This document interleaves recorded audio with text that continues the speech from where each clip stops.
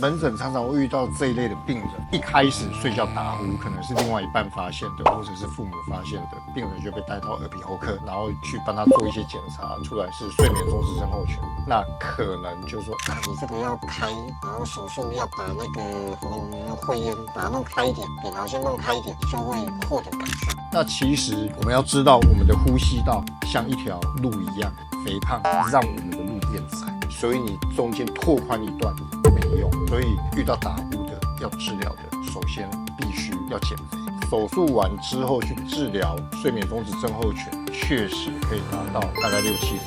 以上，有些是局部转上的，再去处理，或获得80%-90%以上的缓解率。